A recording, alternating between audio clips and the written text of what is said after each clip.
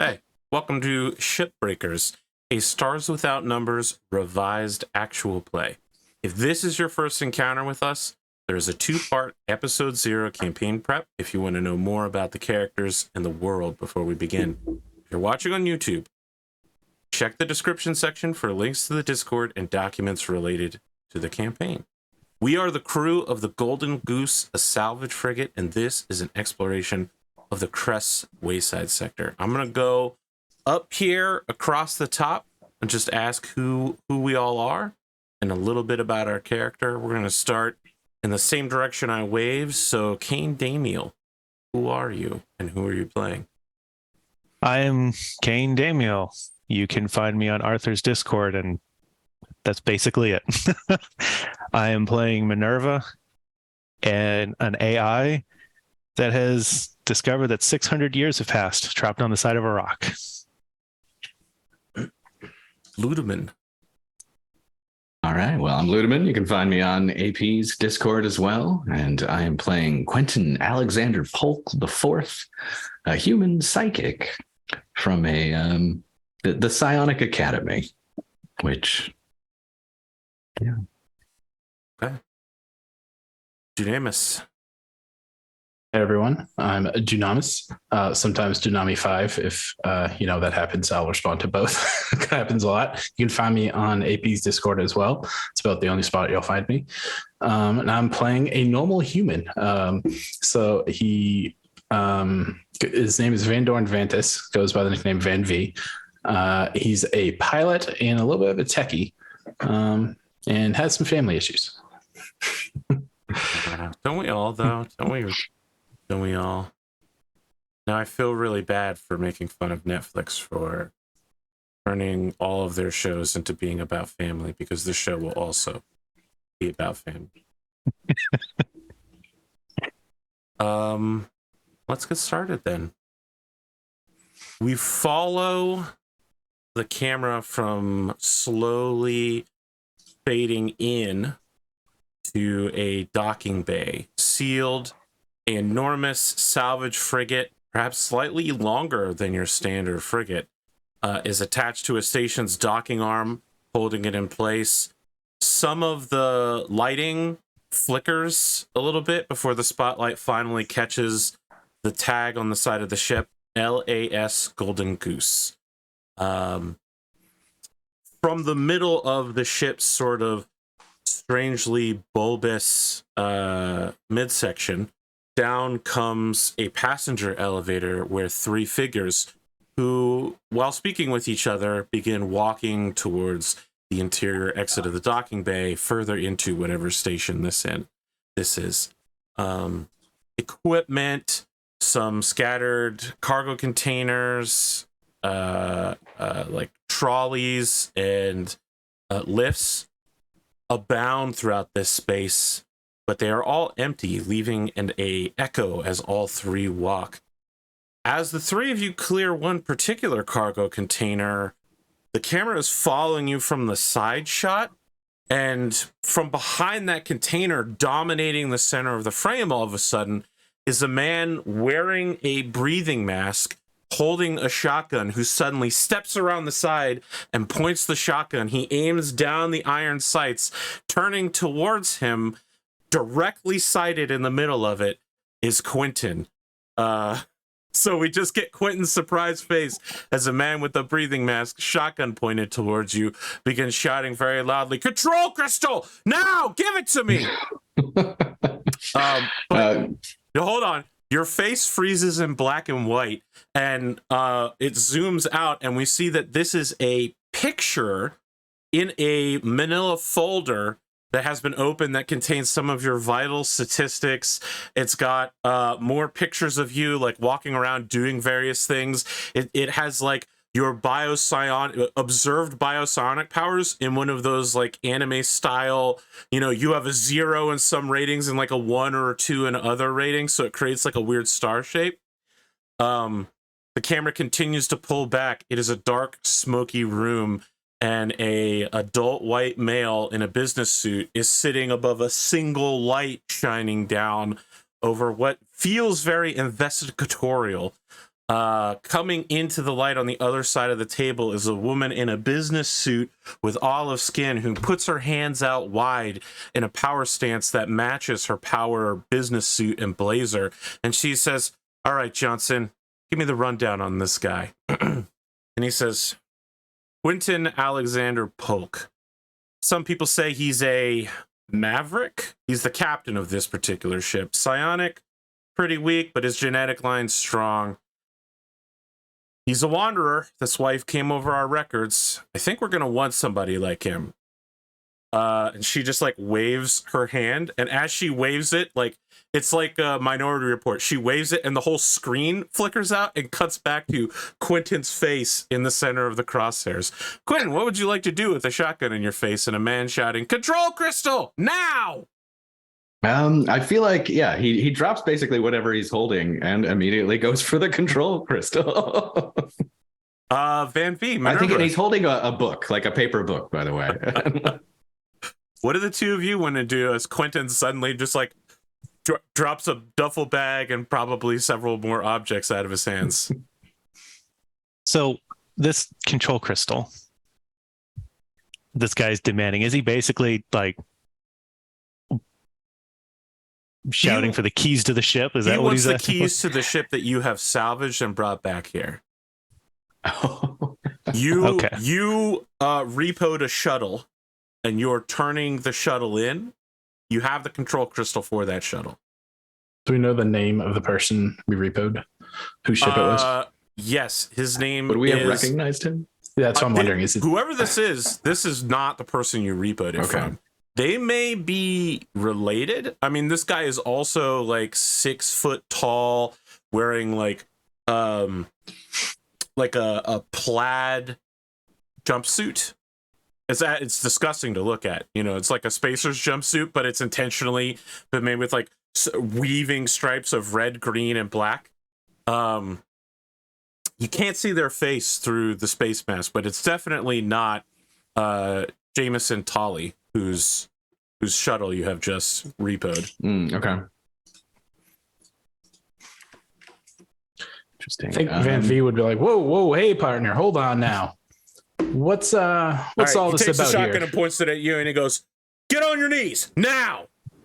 Whoa, all right, we're complying now. What's going on here? Who put you up to this? Now, very, very slowly go down on one knee, but I'm going to make it look like as I'm going down, I need to like brace my other hand on the floor. Okay. Minerva, what are you doing? I would like to like slowly reach to the side with one hand to the non-pistol side. I've got my data slat on the other side of my body. Okay. Put my hand on it like I'm typing on it, and I would like to send a transmission to security requesting assistance. But you're not using the data pad to actually do that. I'm reaching to touch it, so it looks like I'm using it, but I also don't want to waste time. Okay. I think you're going to end up making the first roll then, Minerva. Okay. I'll let you decide on what skill you think will best match what is essentially a sleight of hand check. You know your skills better than I do. However, I do know you are not particularly skilled in this. Yeah.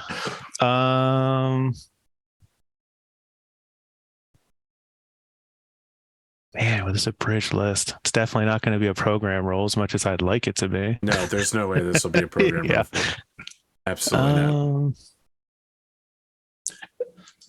Perform? I think perform would be pretty reasonable. Okay. I'll roll perform. I would also accept exert. Or sneak.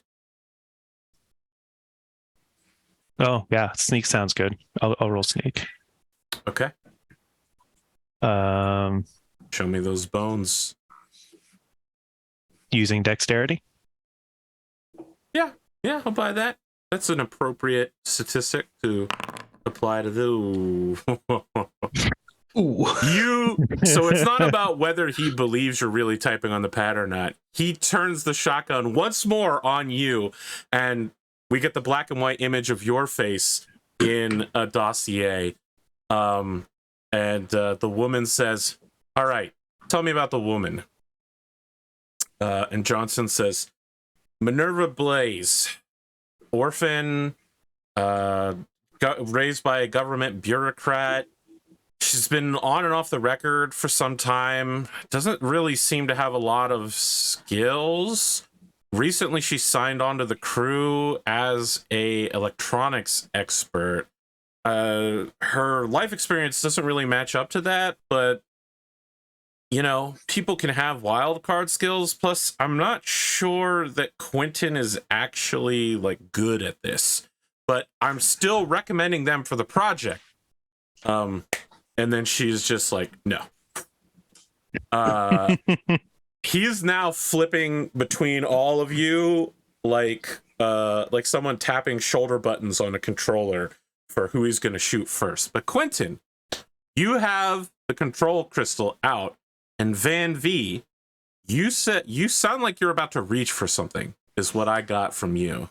I was waiting for whoever this person is to be distracted enough where when I'm putting like a hand down to like make it seem like it's tough for me to get down on a knee, I keep my pistol like, I don't know what they're called, but like a shoulder strap, like right against your rib cage. Yeah. I keep a pistol there. So as I was getting down, when the opportunity presents itself, I would grab for the shoulder holster and take a shot at this guy. You're a gunslinger? No, I got rid of that for close combat. Okay, then you are going to need to make a quick draw roll here, which I believe means you take a -4 to the attack roll. Oh my goodness. Okay. All right. So I'm assuming the person's distracted. Now's the chance to do that then. Indeed. All right. Modifier. This could be tough. Charisma for shooting? That doesn't feel right. No. You're making an attack roll, not a skill roll. Yeah. Okay. Oh, an attack. Oh, you're right. I'm sorry. Yes. Laser pistol. Wow, you have to pick shoot. Okay, modifiers -4. Wow, that surprisingly is better than I thought it would be. You hit this guy in the shoulder and not even a scream, just little pieces of black dust raining down onto the deck. As that clears, we just get a solid like Van-Vee in a knee stance on the ground, pointing a laser pistol up at where this guy's center of mass was, and that is black and white photo. And Johnson's just like, let me get to the real one here. All right, this guy is gonna get us where we need to go. Vandorn Vostro goes by Van-Vee or Vantis. Mechanic, daredevil, navigator. This is the guy that's going to take us where we need to go. The woman is just like, Johnson, this is not the team that I want. I'm looking for heroes. I'm looking for daredevils. What you've brought me here is none of those. She takes out a rubber stamp, inks it, and into the center of all three of your portfolios. And it's a circle that says perimeter agency. And in the middle, it says denied. We don't need a team like this. They're not what we're looking for. These guys, they're nothing but a bunch of, and then it's silent, screen goes completely black, and then out of the background in 3D lettering, it says Shipbreakers, but there's like a light coming on it, so there's a shadow angle coming down. And we cut back to the three of you as like security calls your docking bay, and it's just like, Miss Blaze, you've called for emergency services. What do you need in there? There was at least one active shooter in here. I don't know if there's more. I'd appreciate security coming through to make sure that there was only one person holding us up. Is Mr. Polk present? Right here. We're going to need your permission to come in. Is there any reason to think of that we shouldn't do that? No. Okay. I mean, I can't think of any. Okay. You see the airlock in front of you working as two officers come in. They both have holstered hip pistols, and they have their hands on those holstered pistols, but the flap is closed. They get sprayed with something, and then like heat waves as the airlock cycles, and they come in. One of them just goes for like a throat mic, and they're just like, shooter down, docking bay 241. No further injuries. We're gonna need a cleanup crew in here. I am so sorry this happened to you. We don't know how this individual got in here. And the second guy is like going around and like pulling, you know, like sensor footage and like cameras in here. As he does, he's just like, before I look at any of this data, Mr. Polk, I'm going to need you to sign off your permission that we can look at this. Are there any charges you'd like to file? Any legal action you'd like to take? Well, mostly I want a full report. Anything that you do find, for sure. And do we happen to have anything, you know, did he have any ID on him? Have you taken a look? They haven't approached him yet. Yeah, okay.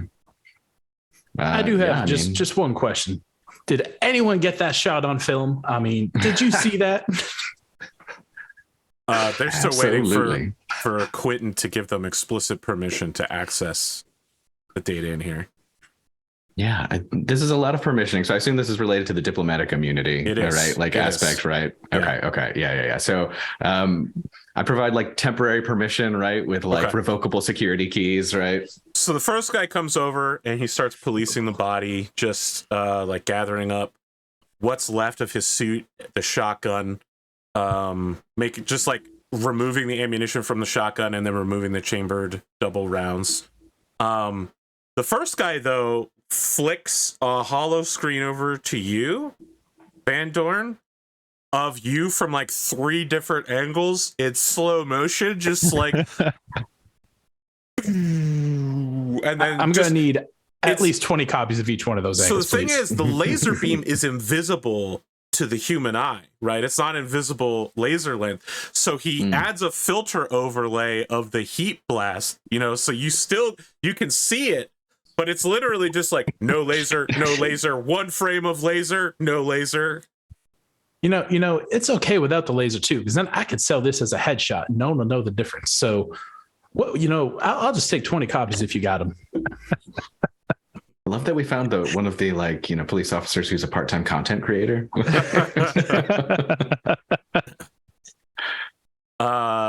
After 2 minutes of working with these gentlemen, they're going to spend some time here cleaning up the body, turning it in for evidence, contacting next of kin, but you're free to enter the station and complete your work. Well, Van-Vee, that was sure as hell a good shot. Was that the right thing to do? I mean, I was trying to be reasonable, and he just yelled, "Get on my!" I don't appreciate being told what to do like that. As the 3 of you approach the airlock, please enter the airlock. Ooh, well now I'll listen to that voice all day. That actually did work, right? Yes. Yeah. Sorry, it took me several practices to get that to work right, but as you step in, you too suffer a little bit of blast and the heating cycle. Stand by for decontamination. Yes, ma'am. Please exit the airlock. Enjoy your stay on Santiana Station. Well, all right then. All right. Go ahead. So while it's cycling, as an answer to the question posed, MINERVA says, I don't know if that was necessarily an inevitable conclusion, but it was an unfortunate one. Right. So you agree. Good. Well, you know, my plan was to just not die there. So, you know, I figured 1 or 2 of you would take care of that. The 3 of you catch a electric tram that takes you first a quarter turn around the station and then deeper into the station towards Tawali nightclub, which is where your client is. as you step out of the private car that you have, you can see that there are a number of people outside staggering around drunk. Some are clearly on some form of drugs. But as the bouncer sees the three of you approaching, he gestures for you to approach around the line. I'm liking the status. Yeah. Walk right on through. No, Wait, he stops you before you go through. He says, "I'm sorry, sir. We need a weapons check. Oh, okay. Do you need a knife?" Who's he talking to? All of you. He's just offering. He opens his coat and there's like 24 knives there, and he just asks you if you need a knife. Wait, It's a weapons check to see if we have us a weapon. So he's Oh, not no, looking to I'm take good weapons. right He's here. looking to make sure we have one if we want one. Correct. Oh, okay. Is it just like a monoblade knife? Most of them are not monoblade. There are no monoblades here. They are steel forged carbon blades. Normally with either wooden or carbon hilts. I'll stick with my monoblade. Okay. I mean, it's much set. better than these. None of you need any knives? have I a appreciate small the offer, but advanced no, weapon. thank you. Okay. He closes his coat and sends you on in. The lights on the floor indicate for you to follow them to the VIP section. The club is popping. People are losing their minds. There is glitter and confetti. There is a giant disco ball that's slowly raising up into a position. There are screens all around the club that show the government building in Midapile on the planet below you, where the royal princess is waiting for a event to happen in near total darkness at close to midnight. As you approach your contact, you see that he is a enormous man. He's 5'11". It looks like he's about 300 pounds. Not all of it is muscle. He's got a considerable middle that doesn't make him look any less intimidating, but he's got the solid pecs and arm strength, and he knows it because he has a suit jacket but no shirt on, so he can show off a lot of his chest hair and such. Definitely a Latino look to him. Short, dark, curly hair. He's wearing large glasses that have 3200 over them and has like a little, when you blow on it, it unfurls and whee! He sees all of you and he wheezes towards you, and he's got like 4 dudes next to him whose clear purpose is to act as bodyguards, and he's like, let them through, let them through. These are the people I've been telling you about. Mr. Polk! Welcome. I'll take the What's his opportunity and the guy's name attention again? on Polk to lean over to Van-Vee. Is this some sort of holiday? Oh, this is just a regular Tuesday. I don't think Van-Vee would actually know. In the background, people are starting to count down. 10, 9, 8. Quentin goes in for like whatever handshake this guy's into, Oh, you know? he Like, grabs you, pulls you in for the bro thing. yeah, all right, there we go. At 0, the ball drops. Everybody's shouting, Happy New Year! And in the bottom left-hand corner, it says January 1st, 3200. I take that back, Minnie. It's New Year's. Oh, I see. At the moment after the explosion of activity from the ball dropping, you hear someone crying out and screaming, and you can see that there is blood that splashes through one of the hollow screens. A knife fight has broken out in the fighting ring corner, where 4 combatants are engaging in a quick slash of blades. He pulls you, Quentin, down to sit next to him on an overplush couch, and gestures for the 2 of you to sit in either beanbag chairs or large overstuffed sofas next to him, and begins offering all of you cigars and casual drugs. Ben takes a cigar, looks for like a drink, and kicks his feet up. Okay. He gestures for a server who's wearing bunny ears on top of her regular hostess outfit to come over and get your order. Is there something in particular you drink? Whiskey. Okay. That'll do. We bring you whiskey neat. So, my friends, Mr. Jamison Tally, he's proved quite a problem for me and my people. We were not able to get his ship back. Everything went smooth. I appreciate experts in the craft. You have done a great service for the Trinity Corporate Alliance.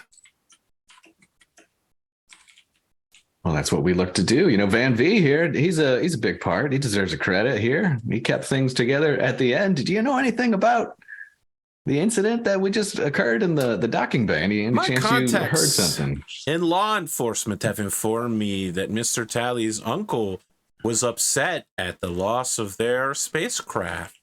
Don't worry, we'll be taking care of the funeral costs, and we'll be taking it out of Mr. Jamison Tally's debts towards us. All right. The control crystal? And I hand it over. He holds onto it while you're still holding onto it, and he says, I owe you a favor, Mr. Quentin Polk. The 4th, and I'll remember it. Is there anything you desire?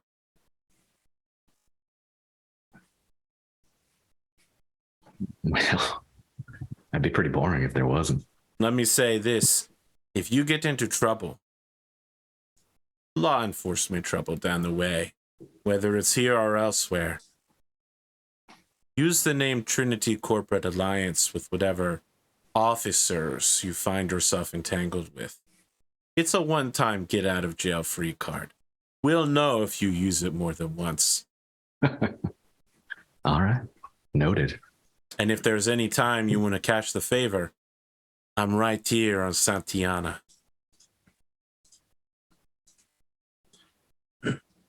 Doesn't hurt to have friends. What's Has next this guy on your... introduced his name yet? Has he said his name? No. Oh, okay. So we've never met this man specifically. All you know is that the client is the Trinity Corporate Alliance, and that I told you to come here. Yeah. All right. So etiquette probably is that you don't ask. Do you feel like this is the kind of guy you want to ask the name of? If you want to know his name, you could just ask. Yeah, of course. I'm tempted to be, excuse me, Mr. I don't do leg day. Mr. No Cardio. Yeah, basically. When there's a pause between Quentin and this gentleman, I want to ask what's going on in the knife fight corner. Like if something starts to look awkward between Quentin and this guy. What's going on in a knife fight corner appears to be a willing series of participants. Whenever someone gets knocked out, somebody else goes in, almost Royal Rumble style. You now know why there's a knife check on your way in, because everybody there is wielding non-monoblade regular weapons. And no one is dying. People are getting injured, but it looks like killing your opponent like you see somebody going for what would be a killing blow, and like a referee in the crowd, their hand just snakes out like a mongoose and like grabs them and pulls them out of the arena and red cards them. So I guess two questions. Yeah. Why? Well, what would happen if someone did use a monoblade knife if no one else is? And are two, you what is the asking winner? Yeah, I mean, I didn't want to interrupt their conversation, but if there was a pause, yeah, I'd want to know, what's going on over there, and what happens if I don't use one of those knives I got out the door, and what does the winner get?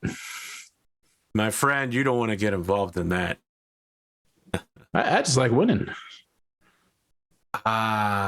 He takes a look over you and gives a approximation of your physical body status, and just says, right. You may be very good at knife fighting, my friend, but you are a spacer. You don't stand any chance here. Well, I appreciate you looking out for me. Yeah. You don't have the musculature anymore. Gotta bring groundsiders in when you want to put the pound on someone. You know, I appreciate you saying any more, because I don't think I ever had it. know about the Trinity Corporate Alliance in general? A great question. A great question. I like my question better about the knife fight, but okay. You can make a note check with either wisdom or intelligence. Intelligence will represent looking them up, and wisdom will represent pulling in rumors about them in the past. Okay. Both are relatively equivalent to me. But what would you do? Which do I? Yeah. Well, I mean, he absolutely would have looked them up initially, right? Okay. Like when the job happened. So I'll roll that, and there we go. Okay. You get an 8 that's going to give you slightly more enhanced than basic knowledge. The Trinity Corporate Alliance is the front name for the Sinistra cartel. Pirates in this sector are somewhat bold. They are able to operate because they take their ill-gotten goods and they need a front man to sell them to give them back to civilized society. And they need someone to buy food, water, oxygen, gas from to sell to them. They need a middleman organization. And almost everywhere, all of those organizations which have sprung up have bowed before the Sinistra cartel. And on an 8, with that little advanced information, I think now that you've seen him, like maybe a spotlight goes off his face and you recognize the mugshot of Carlito Sinistra. That is this man sitting across from you. He is the Midapel boss of bosses for the Sinistra cartel. So he's like the head honcho for the planet, but that doesn't make him the head of the whole organization. Okay. He's just one of their princes. Right. Yeah, so we definitely don't want to make this person mad or get on their bad side. They can cause lots of problems for us. But they owe you a favor. And that's good. And they have and this job was totally legitimate, as we discussed. Exactly. Pre-game. 100%. Okay. He takes out a comm pad. Beep bop boop. Marks your job as complete. All of you get a bing as he's giving you a 5-star review. And 30,000 credits. Nice. As your spreadsheet simulator begins. It's happening. I'm recording it as we speak. As your job is marked complete, a wave of 4 more jobs comes in for the ship on your job seeking app. If you'd like to check our Discord channel real quick for those jobs. I'm going to say, do any of them belong to this guy while we're in front of him? Nope. But, oh my God, what is this font? This coloring. This is like, oh my gosh. This is, hold on. There was like the very first mech video game I played used font like this. You don't like my sci-fi fonts? Yeah, this is like the Orion. I don't know. There's some logo that has Orion that's in this font. That's for sure I'm thinking of. It's beautiful. All right. Well, I'm seeing one that's immediately quite a bit of money. But oh no, that's trade goods. Okay. It also seems like something that 2 of us are definitely not good at. One of us is questionably good at. I am attracted to this salvaging job.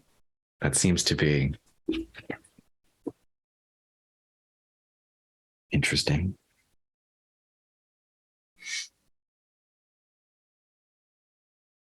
So while you're all checking your phones right in front of this guy, he gets bored. Oh, yeah. He stands up and he says, "Gentlemen, it seems like you've got a lot going on right now. I appreciate your presence as I appreciate your business. Now, if you'll excuse me, I've got a party to fuck up." And he pulls out a knife from inside his coat pocket and then starts taking it off. You get the look at this guy's upper body now, Van-Vee, and you recognize why he didn't want you to go in there, because he's about to go in there. Van-Vee's kind of like, I mean, you're not a weak guy. He's like, maybe 2 of my arms are one of his. But you can tell he's been responds, practicing. Good luck, make good choices. Once again, I appreciate that heads up. You head back out of the club into a somewhat busy spaceport, free to do whatever business you want. Money burning a hole in your pocket. I will note that several of the jobs that you're interested in, your jump drive, your spike drive, will not drill you far enough. You will require a lift from a cruiser or a carrier that has a bay.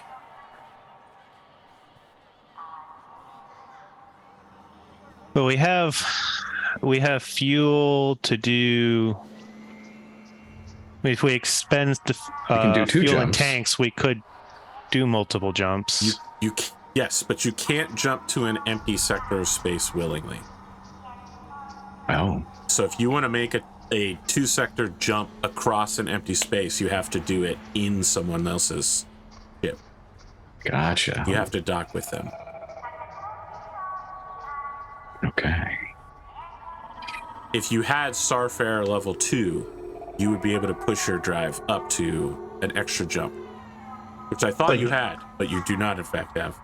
It's like Kain was trying to say, hey, maybe you should change your skills. You just need some levels. We'll get there. There are several jobs that are within your reach. Is there anything anyone needs to do here on this space station right now?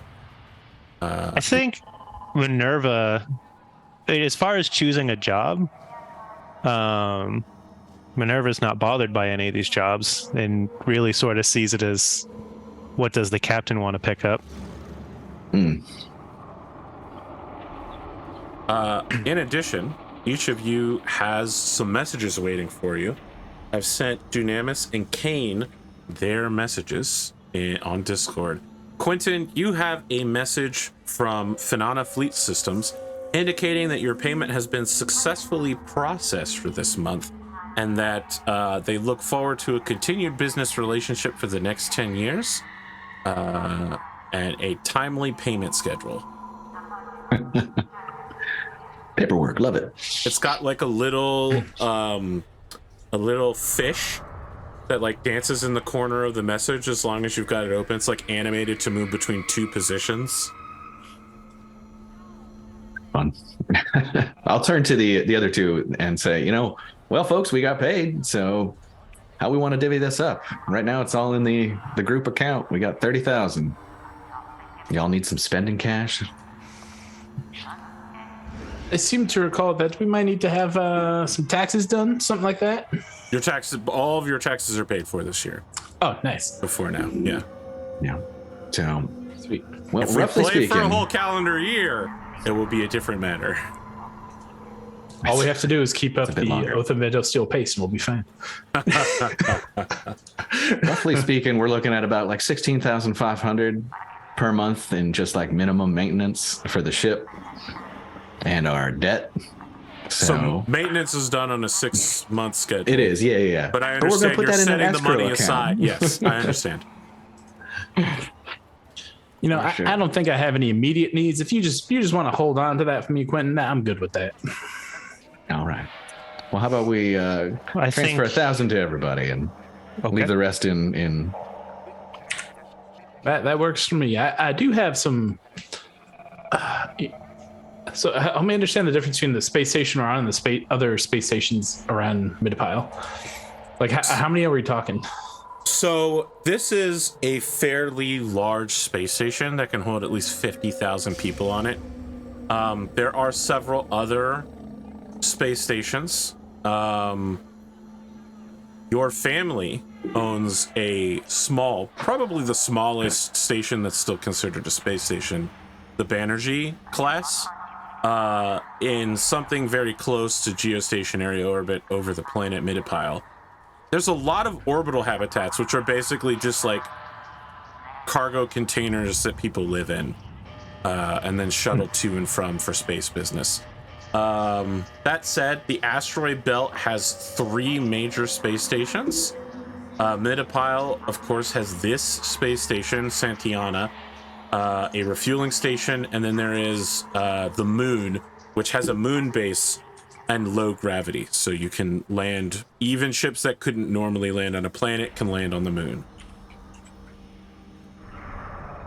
Well, I suppose while the captain is deciding what we would like to do for missions, although if at all possible, I would like to stay here for at least the next couple of days, maybe. I'm not in a rush. Any of these jobs, got any priority time frame we got to worry about? I don't think so. No, I don't see any problems with that. One job does have a priority time limit. That one also would require us to get passage on a cruiser in order to get to it.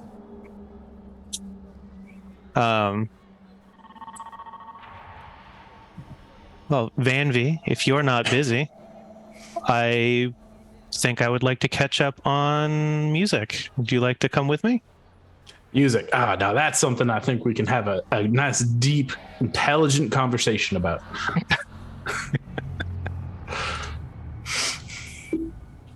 Given the knife fighting and whatnot, I would prefer not to go alone. You know, you are as smart as you look. Let's do that. Oh well, Quentin. Perhaps then we shouldn't leave our captain by himself either. Then, wait, are we back in the ship already? Or where are we at? You tell me where you're at. Yeah. Would you like to come with us, or would you like to go to the ship and figure jobs out? Well, I'll go do some paperwork real quick. We'll sign off on some payments, move some money in some accounts, and then I'll come out and join you. I'll find you all in a little while. Sounds like a I'll plan. disappear and then I'll catch up with them in an hour or whatever. And that was the last time we saw Quentin. So I actually want to follow Quentin for a little while. As you're walking back to the train station. We're just going clubbing so I can experience updated cultural references. I'm having a cultural moment with my friend Van-Vee. Oh, wow. Well, yeah. I knew that's where you're going the second you asked that. Quentin, as you make your way back to the electric tram, you are now alone. And you are beset by midnight shopkeepers who begin approaching you. One man comes up and just stops short of grabbing your arm, and he's just like, "You look like a man who's got money burning a hole in his pocket. You seem like maybe you're a spacer? You know what a man like you could use? A companion bot. I've got several. Come into my shop. Come see. Someone across the way is just like, you know what you could use? Heavy weapons. I've got a license to sell machine guns. We got air cooled. We got water cooled. We got stuff that'll shoot stuff you don't even know about. Sometimes some of our stuff fires flaming bolts of fire." And he can see that you're not interested in any of this, so he just goes to the next person. Someone comes Quentin forward. is just like smooth faced, right? Like during the whole thing, and just kind of continuing by, waving his hand. A bot on roller skates rolls up to you and is just like, "Try out Diana's Diner. We've got authentic lean chili." And then she skates past you, but in the process, she slows just enough to offer you little white paper cups with samples of 6 different foods, just in case you want to grab something as she slows down past you. That will happen, yeah, for sure. Snatch at least a couple. Are you gonna grab that lead-in chili? Maybe you want a little mini White Castle cheeseburger, perhaps? A tiny mini hot dog? He takes a bite for the chili because he needs to criticize, it's not right. The spices are all wrong. This is... But the meat in it is real. And that's rare. That's real cow meat in there.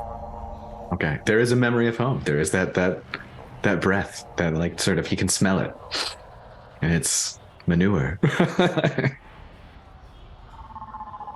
With that, you savoring that, you ignore all of the shopkeepers and get on the electric tram.